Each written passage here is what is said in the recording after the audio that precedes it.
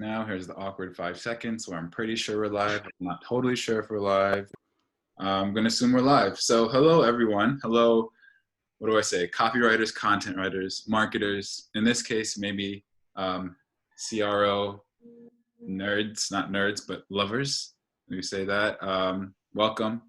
So obviously this is the Killer Copy Critiques group. Every Wednesday we speak with copywriters, and the whole approach that we're doing is trying to get the insight, the goodies behind the copy that you don't usually get from swipe files.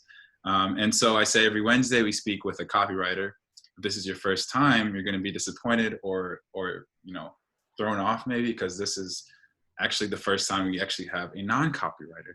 Although this guy that we're about to introduce probably knows more about copy than your average marketer or your average whatever civilian. I don't know. But this is Nils. Say hi, Nils. Hello. So thanks for having me. Yeah. So this is Nils. Nils and I met in Bali probably about a year ago, which is kind of insane. But as you can see by his bright, luscious background, he's still in Bali, while I am not, and I'm just huddled here in California trying to avoid these wildfires. But so I'm really excited to talk to Nils today because if you looked at the post before, Nils is a conversion rate optimization expert. So he's worked with, or he continues to work with some really, noteworthy companies. And he has obviously this insight that applies to all that we do as copywriters, because as you all know, especially with websites and landing pages, the ad, the design plays just as big a part of the copy. So we're going to dig into some copy here and look at, what we can fix, what we can tear apart, what we can critique, and what we can, see what we can make better. So sorry, I just talked a lot, but I wanted Nils to kind of introduce himself a little bit. Nils, who are you? What do you like? I guess explain what you do maybe in better terms besides just conversion rate optimization, because that's kind of a buzzword that people might have seen or might have heard. But if you could just kind of tell the people what you actually do.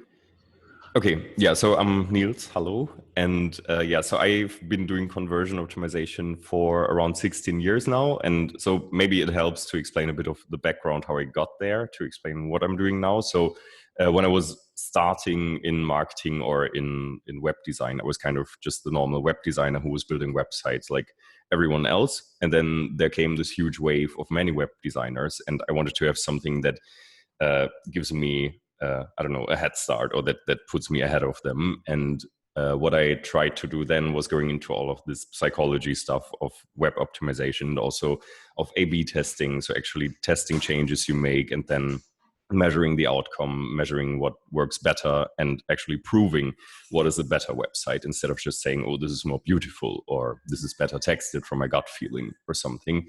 And so this is kind of what I do these days. So I did have an agency for the field, so which was also why I had most of these bigger names that I have on my portfolio. So many of these are because we had the second biggest agency in Europe. Oh, that's Mary in her hot pants. Okay.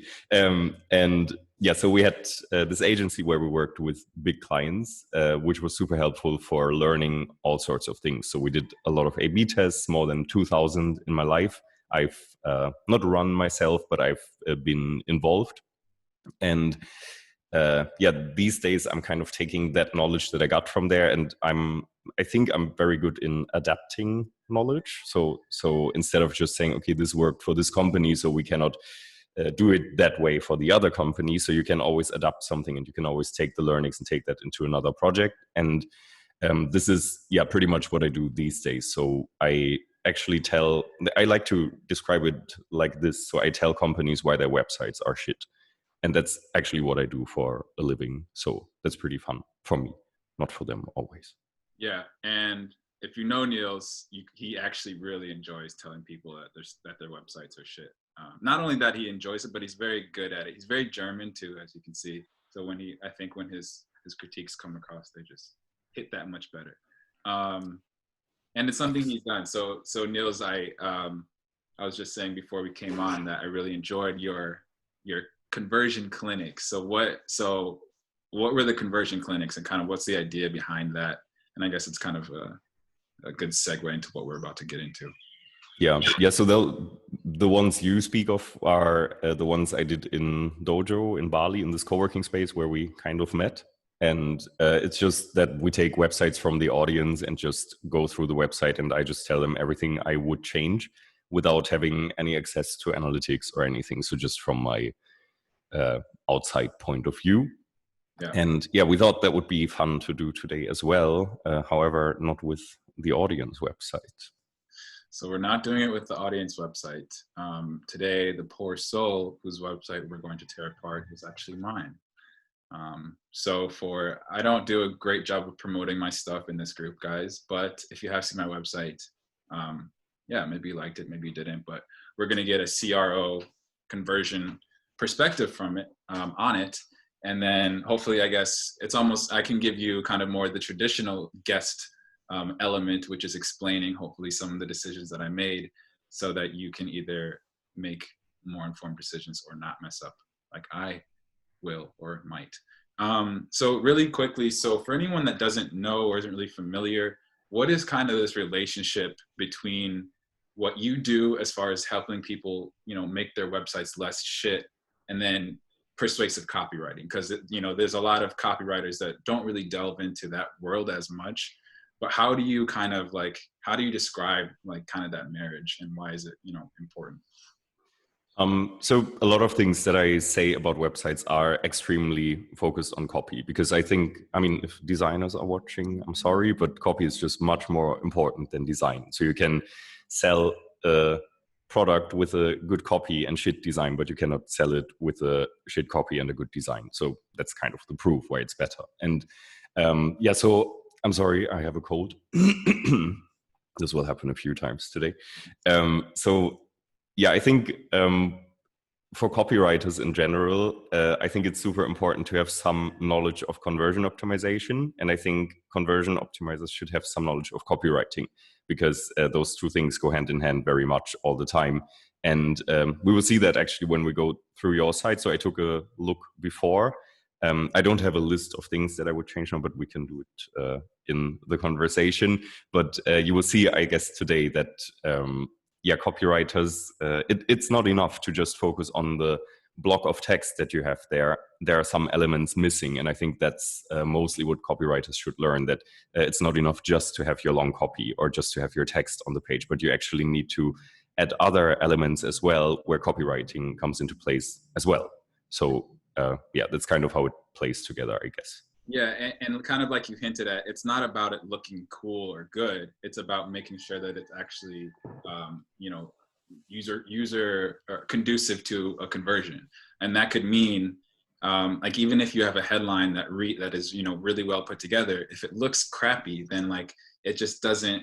It's not going to get read, I think, with the same energy that it would if it's presented nicely. So even for copywriters whose word is everything, we love words and being word people, how those words look and are placed on the website actually, I think, in my opinion, plays as much of a factor as the actual word itself sometimes.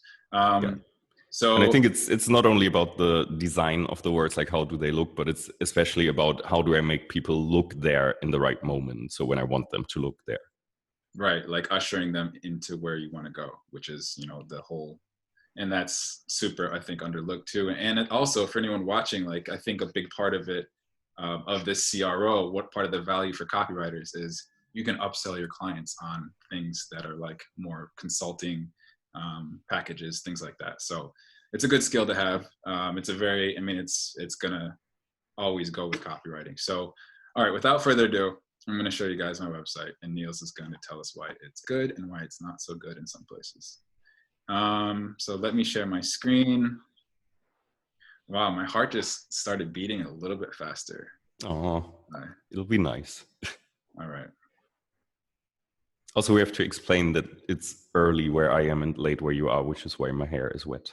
It's not like I didn't shower for a week. This is a 6 p.m. critique on my side, so I'm not gonna lie. I may have had a few percentages of alcoholic content. to celebrate, because I actually just turned on some ads. So people, you're probably going to be blasted by my face over the next month. So get used to that. But okay, here we go. So I'm on the wheel. So Niels is going to just, I guess, do this how you would normally go through any website. Let me know what to do, and I'll try to fill in any holes. So you got it.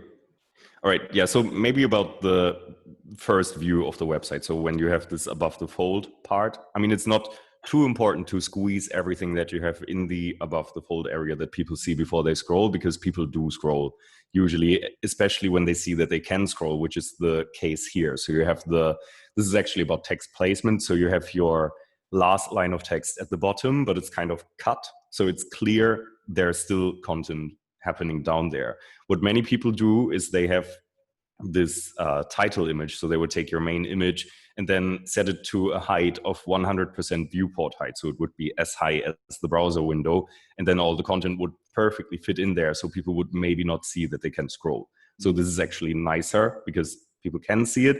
However, I think that your headline is, I mean, it explains what you do. Like you do copywriting, you do marketing, you like baseball, which is nice to have a personal touch. Or maybe you can. I hate baseball. Oh my God. Oh. Hate this. You're in America. I thought it's baseball. Okay. And okay, basketball, whatever. But excuse me. But still, there's like a headline kind of should explain, of course, what the page is about. So you do that by doing copywriter, marketer.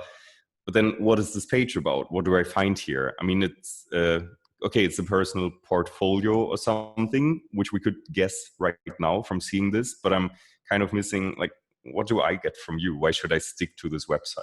That's kind of missing. That doesn't have to be in the headline. That should be somewhere visible under the headline maybe, but I'm kind of lacking that knowledge here. Yeah. Can you explain yourself? So I think I did, I think I've gone through many iterations. I'm definitely like the king of iterations when it comes to my own shit. And I think I had something and I just didn't feel like, I was just like, fuck it. Let me just talk about myself. And cause, I don't do much with this website too, like, honestly, as far as like getting business. So I was like, yeah, I'll kind of just shoot for some personality. You just said you started ads. Did you run ads on your page or where did you start them? Well, they're on they're 4 separate landing pages that are okay. Other okay. Yeah. Okay, so no ads come or lead to this page or any of those. Okay.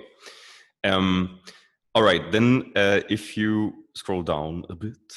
Okay. Oh, actually, also I like your photography in general on your page. So I think your pictures are pretty cool and they're very high quality. And you're a good-looking young man, so that works.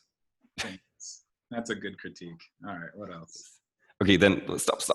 So buttons. I hate to talk about buttons because whenever someone says or when someone asks me what I do for a living, I say conversion optimization, then they say, button colors. And I hate that. So I don't care about the button color, and it actually doesn't matter as long as the button is visible enough, as long as it pops out and people can see it.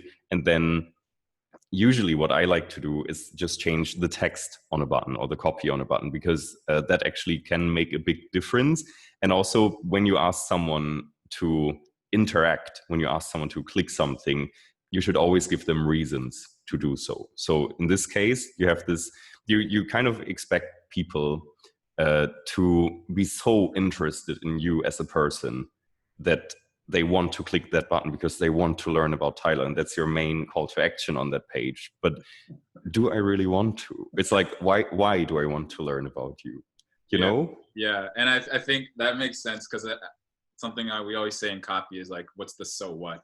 And there's no so what, and there's no really like hint at what else beyond, okay, Tyler. So I definitely agree.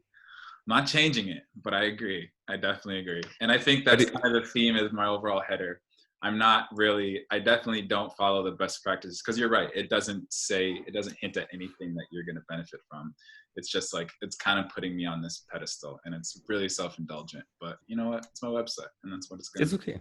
I mean, I'm the same. Like my own website is not perfect, and I Yeah, always say, do as I say, not as I do, because you exactly. cannot really copy my stuff. But why do you not want to like what's the goal of your website? Why do you have it?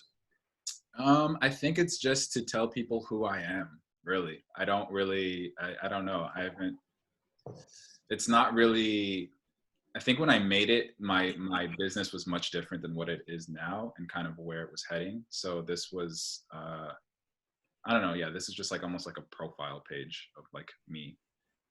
But then I Okay. kind of slowly transformed it into like getting into actually my offerings and stuff. So Okay. And the goal, like if there is a goal on this page, so apart from learning about you, because you have these webinars and courses on there, so or those are goals, but you don't want to get a lead from a potential client, right? Because I didn't find that on the page. right, I'm kind of purposely not attracting like copywriting clients. Mm-hmm. Okay. All right, then.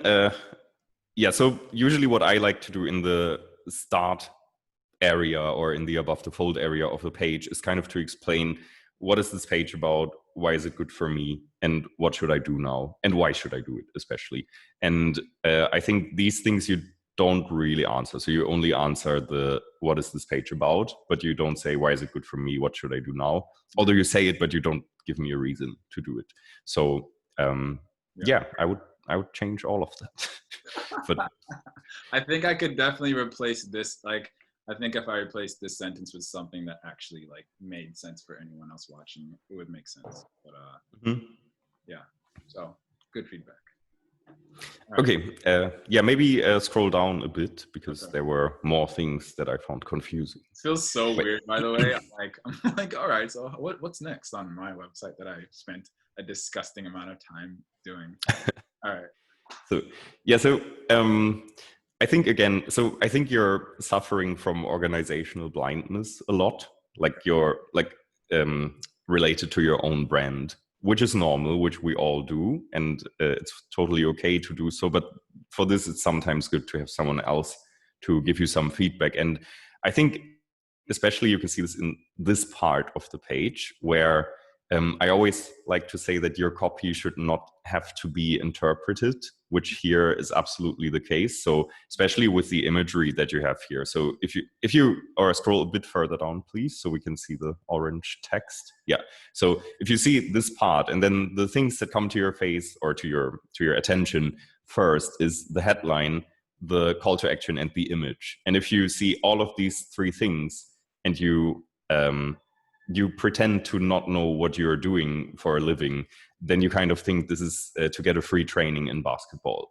And so if you see, right, because I mean, if you want that, okay, but I Yeah. think if you want people to click on your free training, and I would imagine that your free training is not free, but there will be something where at some point you will say, thanks for watching the free training, and here is the other stuff that is not free that you can get. Yeah. And so you kind of want people to click in here. So I would really change the text to be a bit more on point, or at least at something like a subheadline or something that explains stuff. Because I think even if you have this paragraph copy there, like this for copywriters and creatives, every game is a big game, wouldn't hurt to put a few extra shots. Let me know what I know. Yeah. No, let me give you what I know about writing sales copy. And even that is not clear. It's like, what am I getting here? Like what if you want to promote your free training here, and even if it's just the teaser, because probably when you click it, you get to the page where there's a more detailed description. But here I would still add something like a simple bullet list or something where you say, hey, this, and this is what you get out of it. Yeah. Because right now I have literally no motivation to click it. Right. Sorry. But Yeah, and I think it's a case of being clever over clear.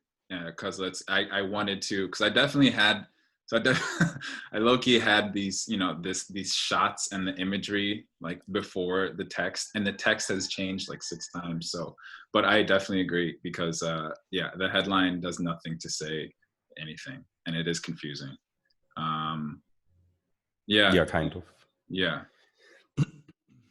Okay. And another thing that could work here, so when I speak about bullet lists, there's always a very, very nice way to kind of design them or to format them to make them very readable, because you can add a lot of text in a bullet list and then still people will not see it or will not read it, because whenever text is too long, people tend to just skim it and not really read it word by word.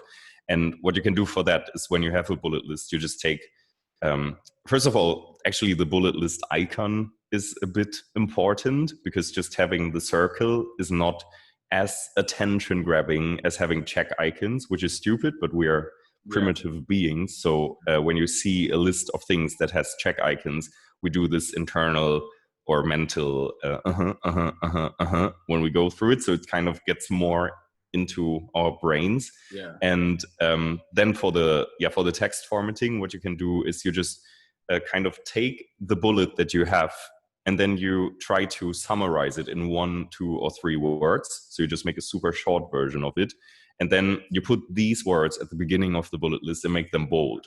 And so this way people can just see the summary of it, and when they're interested, they can read the whole bullet list, even if it's a bit longer. Yeah. Or the whole bullet item. And that usually makes a lot of sense to have people read what you want them to read. Yeah, no, I think, yeah, what you said about the check marks versus bullet points, that's a really strong point. Because I mean, I think that's something in copy too. It's just like almost like it's instantly accepted as, yes, this is the thing that I needed. It's like you're like, all right, got it, got it.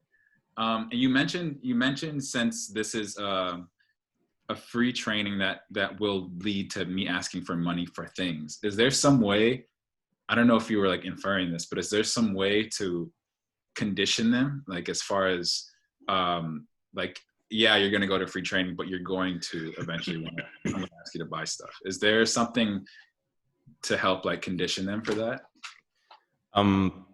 You mean like to warn them in a way, or to already inform them about it? Kind of, because you mentioned like you said, I assume it's something free, and then they're gonna be things that are not free. I just didn't heard like there's something. I think I wouldn't inform them right now, because I mean, I know your copy on your website, you're very like, I'm not a salesperson, I'm not selling you, or I don't want to sell you anything. And I think that's okay, but I think you're way too like you're too much of that. You should try to, or be a bit more confident maybe about what I offer is good and what I offer brings you value. So here's the free stuff, here's the not free stuff where you get more value or whatever. But in this case, so when you want to get people in a free training, which kind of starts a sales funnel, if you want to call it like that, then it actually doesn't make sense to inform them that it will cost something before. Because whenever you make a price communication, like you could also say the cost or the training costs, I don't know, like $500. And here you can start with a free lesson. Then people will instantly make a buying decision for the $500 thing in the end, before actually knowing how good the training is. And I've seen your video, like the one you recorded for us, and it's our favorite video from the ones we got, seriously. So the content that you have is amazing. However, you want people to see the content first before they make a buying decision. So whenever price communication happens, buying decision happens, even if it's free. Like even if you say this later will cost so much. So first, make them understand that they need your content, that they want your content. The rate of people signing up for that is higher if you don't mention any pricing, and if you don't mention this is part of a sales bundle or something like that. Yeah, so I'll definitely say like my primary objective, I think, from people that land on my homepage is to get them to my about page, because I think that gives them more context. Do you think like as far as best practices or whatever, like if I have my about link here, would it be weird to have like more of that here and then link it again here? Or do you think it makes sense that I have about training and then we'll get into the rest later? But you can link multiple times. That's not a problem usually. I mean, it's not like people will click there, go back, click there, go back, click there, go back. They will just navigate through your site, but as it's your homepage. So normally when you have a landing page, like if you run ads on something, it should all lead to one goal. So every link that you have on the page should be focused on getting the person where you want the person to be. But now this is a homepage, so you naturally have this, we call it attention ratio. So you have this attention ratio of 1 to 1 on landing pages, because you have one thing that people can do and one thing that people should do, and that's perfect. However, as soon as your attention ratio goes up, so if you have like 10 things that people can do, but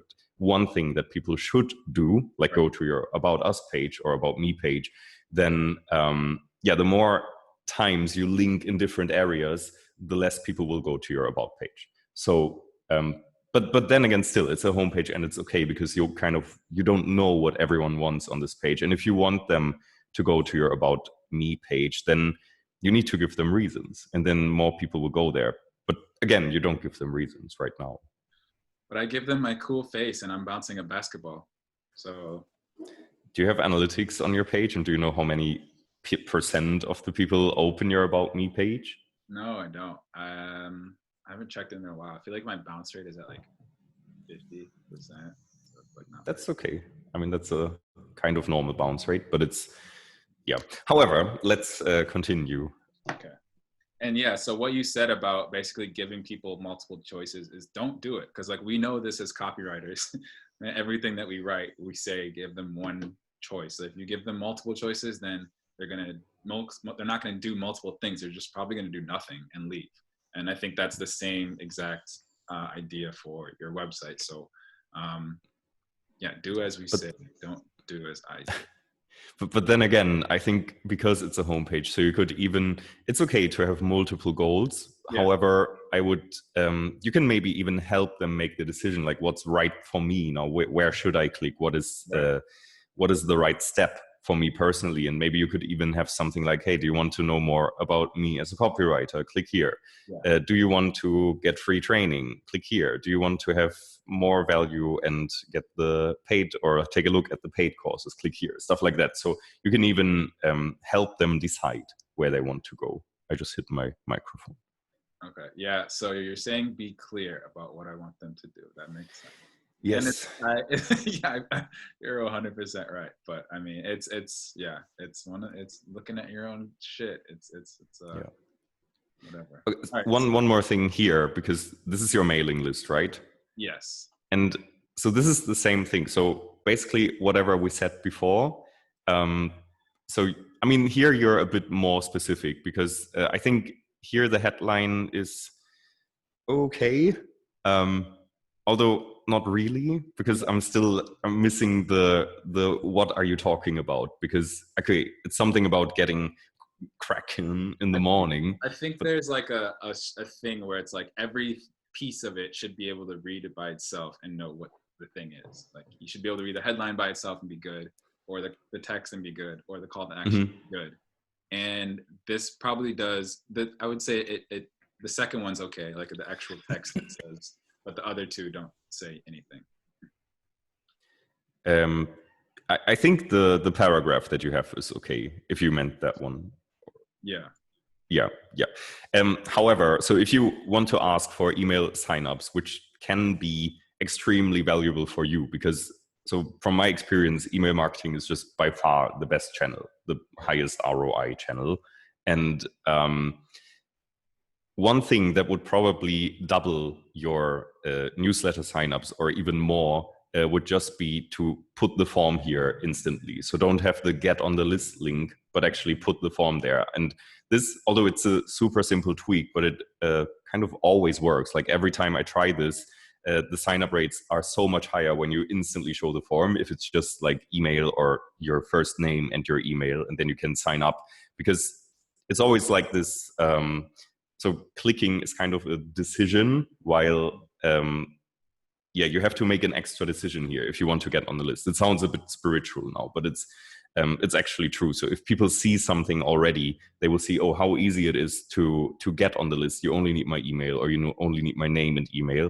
And then the sign-up rate will probably be much higher. And also when you have this form there, the sign-up form for your newsletter, then you can have this button again. And again, I don't like button discussions, but you can use your button to show the main reason why people should get on your list. So you wouldn't write something like sign up or get on the list, but you would write something like get easy reading daily copywriting doses or something like that.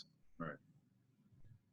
Yeah. Okay. That makes sense. And do you see, is that like, do you see that, I assume you've done kind of those tests on separate landing pages too, whereas it's like the button that leads, that pops up to the sign up versus just the embedded form just right there. Yeah.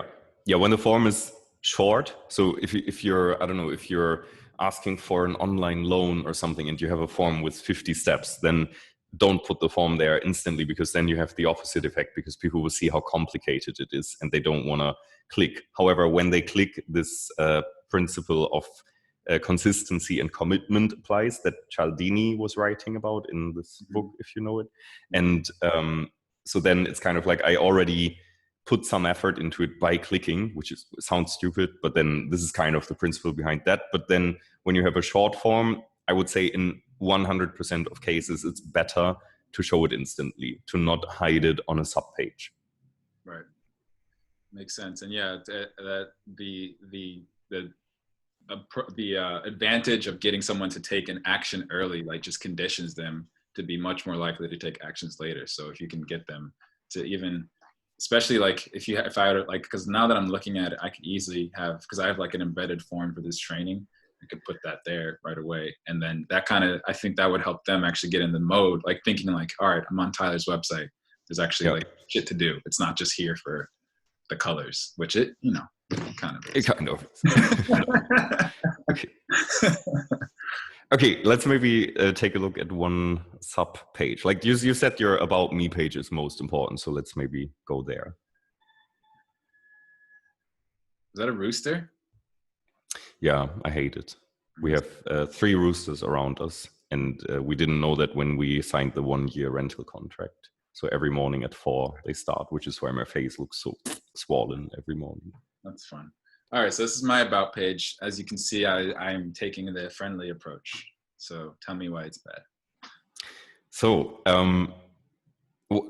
first of all, we again have to understand, what is your goal of this page? Why you said it's most important? Why? Well, I think I want them to, because the idea is that after they go on my website, they will see content of mine around, be it on Facebook, retargeted or whatever. They're going to see me talking about copy somewhere. So I want to give them the context behind that, like why I'm talking about what I'm talking about, and then also to kind of create that friendly vibe. So this isn't really to sell me my stuff, but kind of just, like I said, just give create a friendlier vibe just by knowing my credentials, things that I've done, and what I'm up to. Okay. All right. So I think especially on this page, if you can scroll down a bit further below the link list. Yeah. Okay. So this is basically the whole content, right? So you have the short About Me, then you have this mailing list stuff, and then the page ends.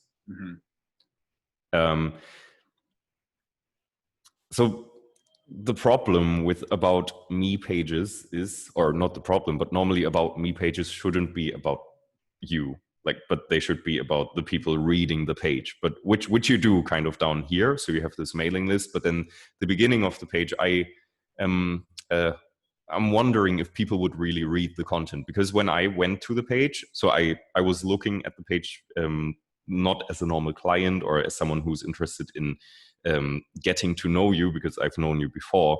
But I think for normal people, if you can scroll up again, I think it's not very tempting to read that. It's kind of like I don't know, like when you get applicants, you don't really read their resume or their CV or something like that, because it's just not too, like, it doesn't bother you or it doesn't change your life when you read it. And I think when you start the text with this, scroll all the way, please. When you start with your friend name's Tyler, I help, blah, blah, blah. So it's like, I'm not getting caught by this text. Like I don't get motivated to read it.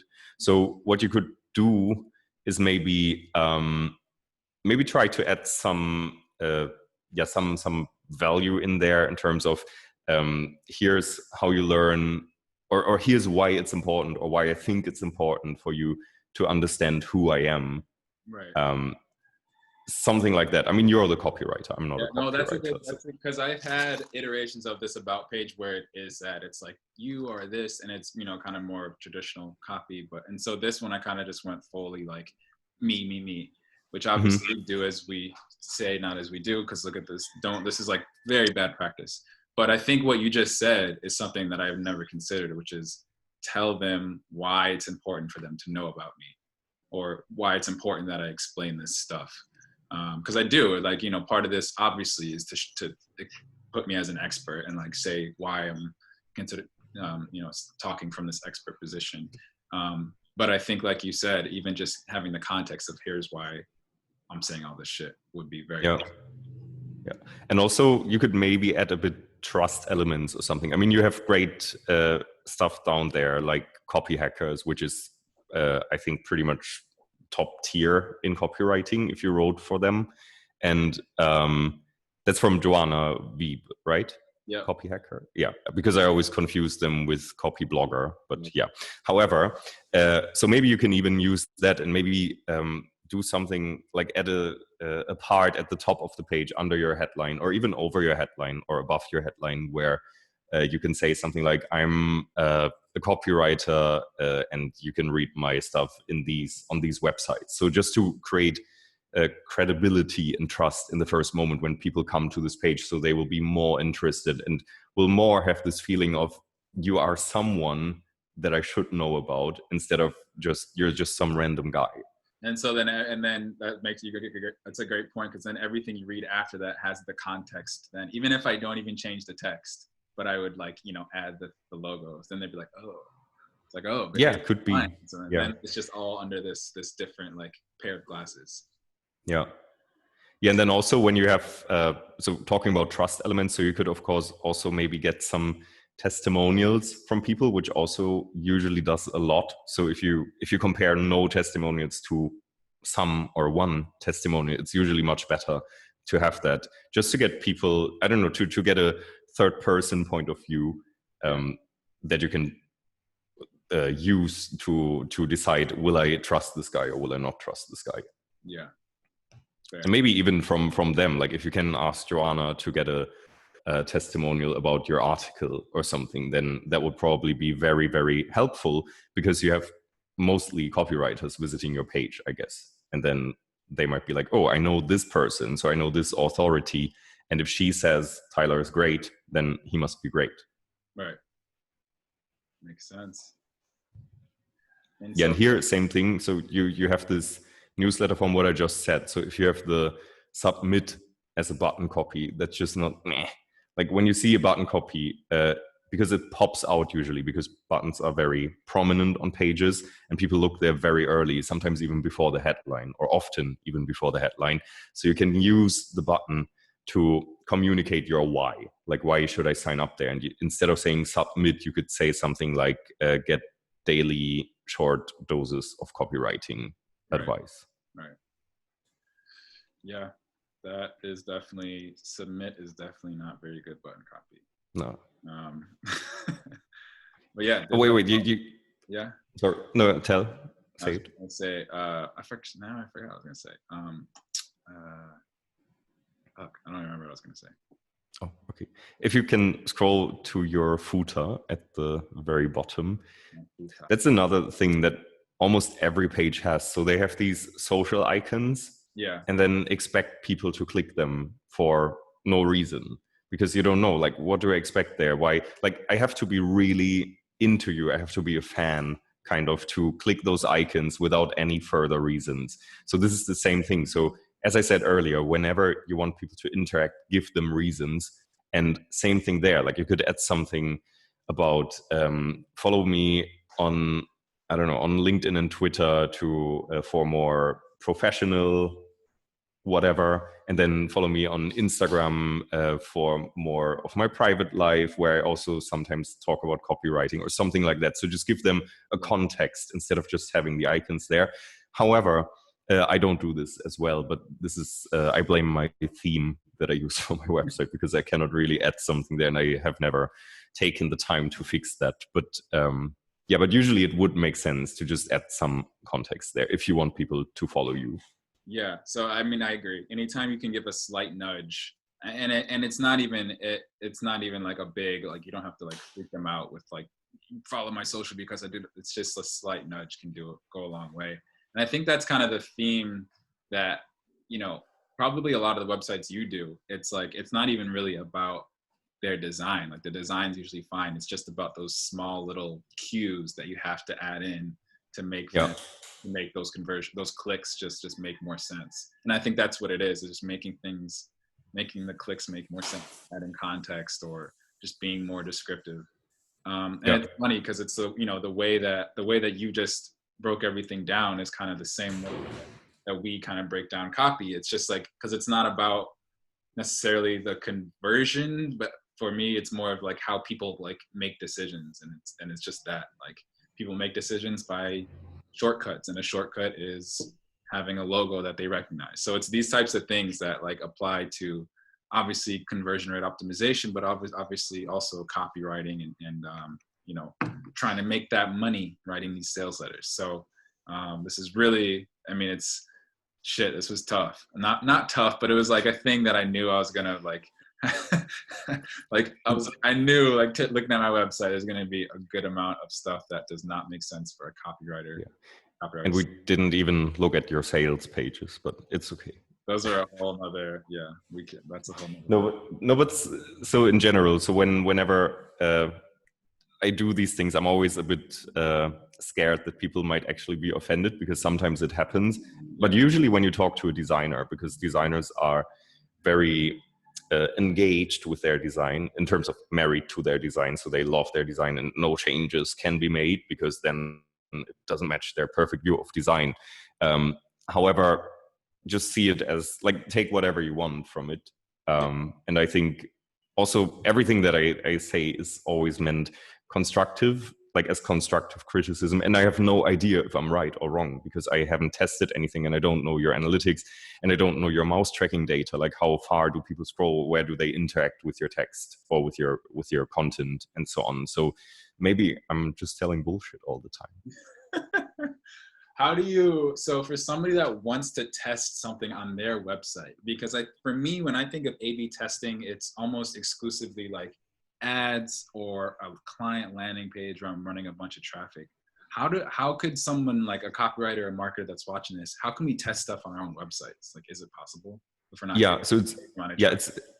it's very possible. So it's actually, if you want to make copy changes, that's extremely easy. You don't need to program or develop anything or something. You can just literally type the code. If you want, we can just do it for your page now. It takes like 10 minutes, then we're done.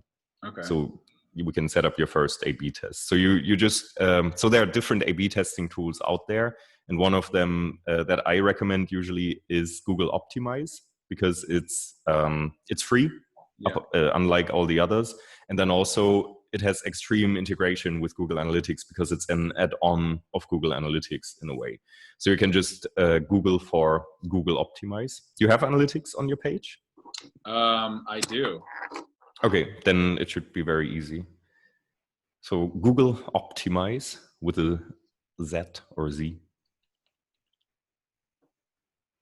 Yeah, and this is actually, I was talking to Alex Holland or Napier Holland the other day, and I was also saying, like, why don't you just offer A/B testing copy, or like copy A/B testing? That would make so much sense, and it's really easy to do. So yeah, click on use it for free. Have you used Pep's new copy testing tool? No, I've heard and read about it from him, but I haven't tried it.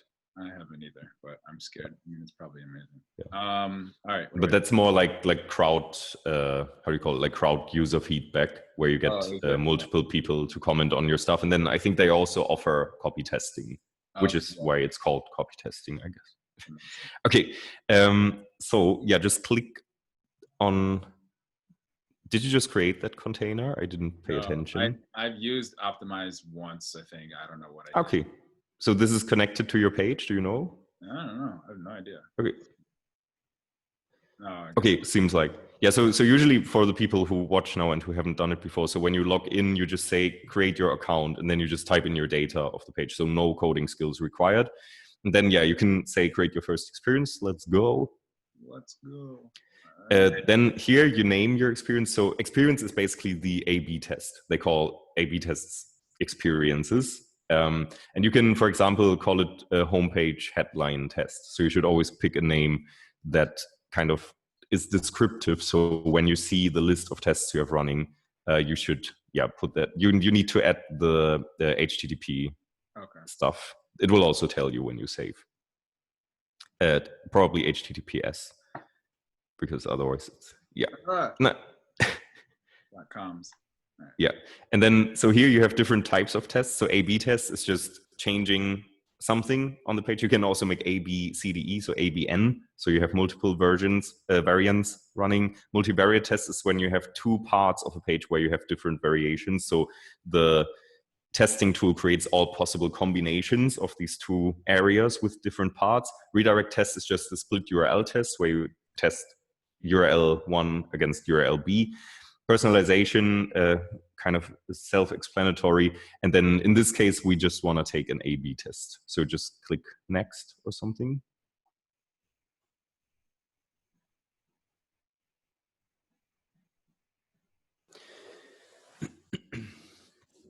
Okay, and now, so it's already linked to your analytics, which is nice because normally you have to select your analytics view, which is also like 3 clicks. It's pretty easy. Now, you can just say add variant.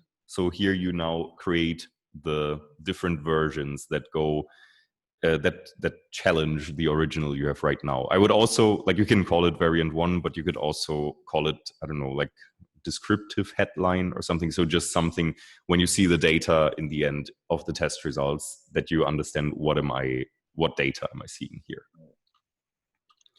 All right. I think I spelled that wrong, but that's fine. I think it's correct. And then here, so you just have to click on edit at the right. So now here you see the variants, the original, which you cannot edit, of course. Click on view extension because you need the Chrome plugin for running the editor. I promise we're done in 5 minutes. We're almost there. Oh, I have it. I gotta enable it. Oh, what? Okay.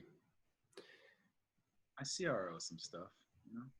All right. I think it's now you can go back to optimize the tab, cancel, and then just edit again. Yeah, all right. Yeah, now what happens is it opens the page that you typed earlier in the test, like in the test setup settings, and now it will put the test editor on top of it. So you will see above this red line there. Oh no, that's your navigation, but it will come in a second. It always loads a bit slowly. Normally it comes in a second. So normally now you have the Google editor. Maybe because we just activated the plugin, maybe you have to. That's something, and I kind of just ignored it.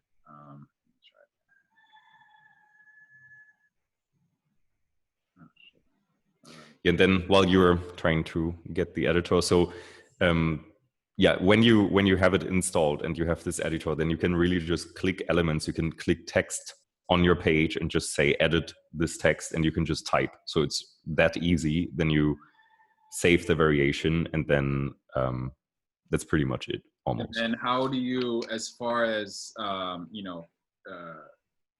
test being complete, does it automatic? Do you have to set it up as saying like this many days the test is going to run and all of that, or?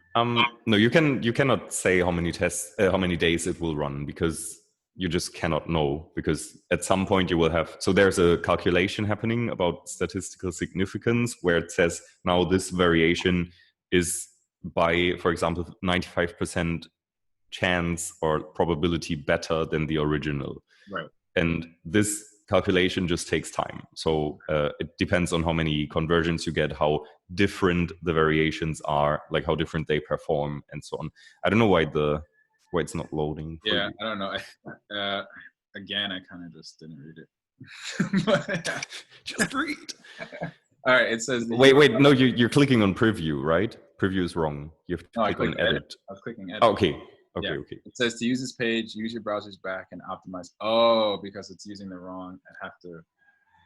Wait, what? What? Oh, because I don't have a slash at the end, and I don't have www. Okay. Yeah, that can be a reason. That's the thing. Okay. Yeah, what did I say? So yeah, however, it's when you have the variance created, then you can still make some settings that I can show you in a moment. When it's statistically significant, it doesn't do it. It doesn't make a change. Obviously, it just says, and then you have the option to just go with this variance. Yeah, then you can say deploy, like end the test and deploy the winner. So then it creates a personalization based on your targeting settings that you had for the test, so that the exact same people all see the winning variation. However, it will not show the other variants that you had, so everyone will come to the winning. So I don't have to go into Squarespace and edit anything. It'll do it on top. Yes. Also here, there you edit the editor page. So that's the cool thing. So even if you have a shopware or whatever, like you have an e-commerce website where you are not able to change the code, as long as you can implement the optimize script, which you can do by Google Tag Manager or by putting it in the code, then you can do all of the changes here. So you don't need to actually touch your server for that, because it's just on top. That's insane. I didn't know that. That's fucking cool. Okay. So okay. Yeah, they're perfect. Okay. Yeah, now here, so now you can just, because we want to have a descriptive headline, so you could just click that element, say, oh yeah, I don't even need to explain. Just use edit text, maybe that's, because edit text is literally, I mean, here you can edit the HTML, but if you say edit text, you can really just write on the page. No way. Okay. So you can just change the, probably, like just whatever. For example, and then you say done. And then this is actually it, like you've created the variation. However, if you want to make any changes now, if you want to change the element again, I would never go the way to that you went before. I mean, that's good for the first time, but as soon as you edited an element, you should always click on the change list at the top right, where you have this one change, and then select the element again from there, because sometimes elements are like, how's it called, like childed, like they're underneath each other, and then sometimes you pick the wrong element and then make multiple changes to different elements which you don't want, and so on. That makes sense. Okay. Yeah. But what's done is done. So how would I run this test now? Yeah, now you click save at the top right. It's just to save the variation. And done. Right? Yeah, done. And then, so to start the test, you still need to put goals in there, because you need to have a primary goal, at least one primary goal, which determines which gets measured to determine is the test positive or not. Right. Not here, just scroll down. And here bit up, sorry. There, objectives. Yeah, and here, because the objectives, this is very nice, because it's connected to Google Analytics. So you can say choose from list, and then it just shows your Google Analytics goals, if you have any. Like there you see, like newsletter sign up or whatever. I mean, actually in this case, it would be actually the page view of your About Me page, kind of, if that's your, this is just the number of pages. But however, like you can select one primary goal and multiple additional, like you can add 2 additional goals, like bounce rate or something, but you don't have to. And then, now the check installation, you might have to click. Maybe it's not implemented correctly yet, but it's... I'm seeing this. I think this is analytics for a different website, so I don't know how it... Could be, yeah. Yeah. But normally that works. And then, no, actually it's... Or maybe not. I don't know. But yeah, that is, I think I've never thought about this as something you could run for clients, like as a copywriter. You'd be like, it'd be so easy, like as an app. Yeah, it is. I mean, of course, there are many tests that actually require coding and a lot of work, but for only copy testing, like you can change elements very easily without any coding skills. That's wild, because I always thought you run the test, but then if you actually want the change to like live on, then you have to go in the back end and make all the switches and stuff. I mean, that's best practice, yeah. So if you have a winning test, if you have a winning version, then you would implement that into the original website. However, that is something that developers can do, and you can just tell them, hey, here's the winning version. We already deploy it as a personalization for everyone because the test is finished. Let us know when you implemented it, then we'll switch off the personalization. And can you, like, because I know like there's targeting, is it something you could do, like if you wanted to target people from Canada with an entirely different message? Yes. Yeah. So if you, that's actually personalization, but I can show you here. So if you go down a bit, a bit up, a bit further up. Here. Oh, okay. Wait a second. No, this is there, audience targeting at the bottom there, and then you may customize. What the hell? And Google doesn't tell anyone about this.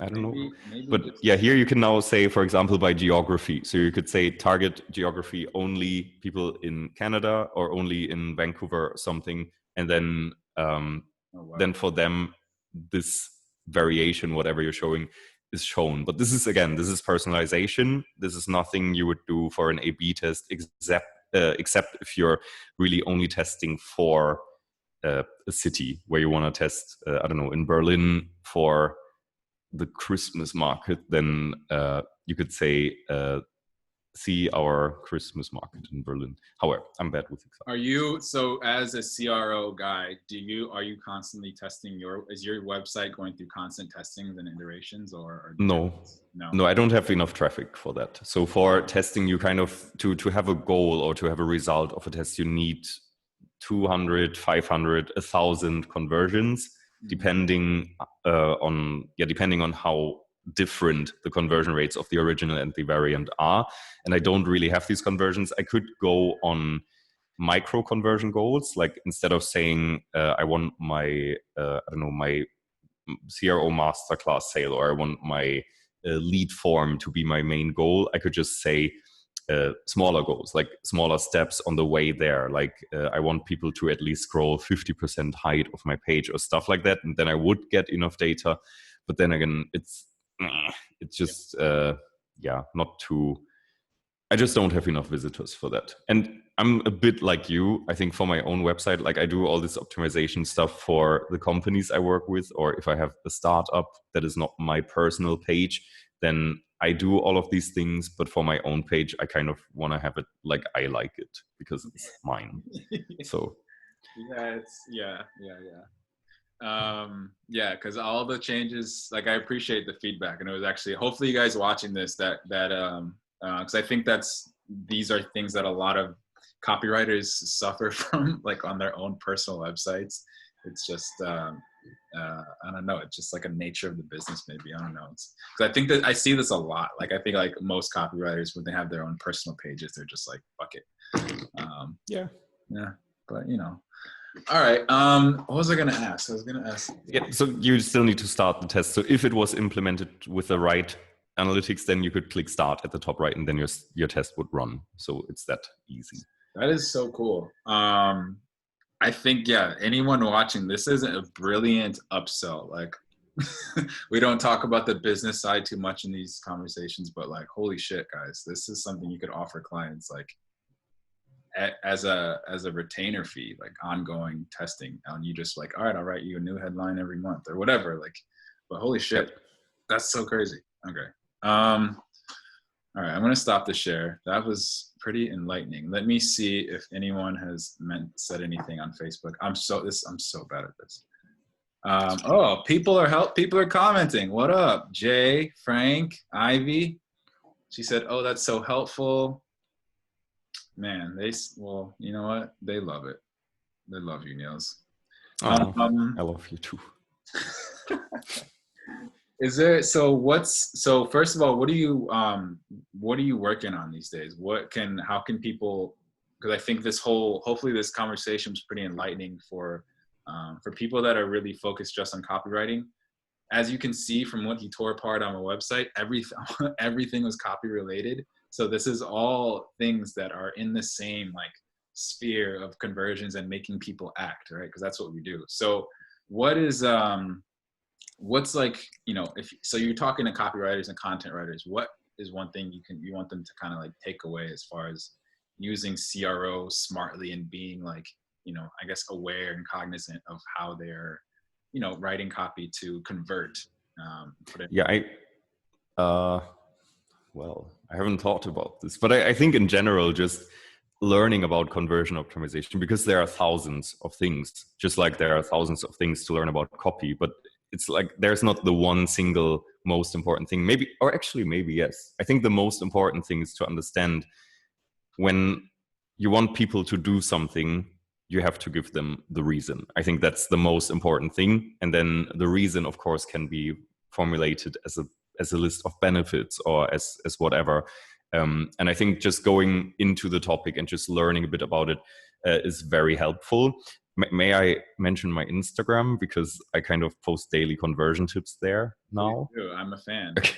Oh, so yeah, it's just Nils Kattau, so NILSKATTAU on Instagram, and I just started like 8 or 9 days ago to have one conversion tip every day, which I think is also very helpful for copywriting, because many things there are very copy related, but also you get kind of the bigger picture. So it's not only copywriting, but I think everything you learn helps in a way. I mean, you don't have to stick to your, or how do you call it, like stick to your gun. Stuff.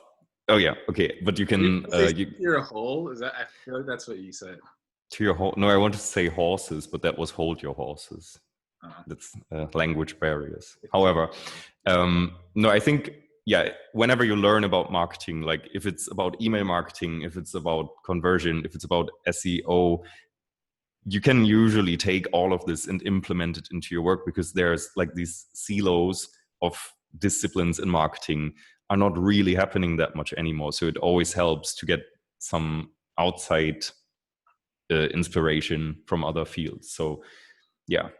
And tell me if you agree, but I think like more so than, only thinking about when it comes to like studying and improving, it's not so much about studying CRO and studying copywriting, but it's more about understanding how people make decisions, right? And human behavior. Yeah, definitely. Yeah, and that's the thing. Like when you figure that out, like how people work in a way, then you can be great in any field just by learning the craft. Like as soon as you understand that, you can implement your knowledge that you have because you're smart, because you're just making common sense. Yeah, people have been people for a long time, and a lot of people have studied us. So we're pretty weirdly predictable, predictably irrational. It's a good book, guys. If you haven't read that, fucking read it. I haven't. It's really, really good. All right, so that was really fun, a bit terrifying, kind of stressful, but hopefully you beautiful people out there have gotten some good stuff from this. As you can tell, Nils knows what he's doing, and like he said, he on Instagram, he's doing this. He's sharing some knowledge in a fun swipeable way. So go follow him. And I know you got some stuff going on in your world, hopefully probably coming out in the next few weeks and months. So guys, definitely follow Nils. He's in the group too. He is a he's a willing contributor. So if you have anything that you want like a conversion rate optimization perspective from, not just a copywriter perspective, tag him. He will. What's the word? How did you say conversion clinics? Insult with, what was it? What was the tagline? It was so when we had these events, the hashtag was consulting through insulting. Yeah. So if you want some micro consulting through insulting, Nils will insult you. So when I can make time. Yeah. It's not, this man does stuff. He's not just here in the group, guys. But this was fun, Nils. Thank you. Good to see you. Yeah, thanks for having me. It's been a while. Hopefully you need to come back whenever the country opens back up, because Americans, this is so weird. I don't like how it feels, but anyways. All right, goodbye, Nils. Be well. Yeah, bye.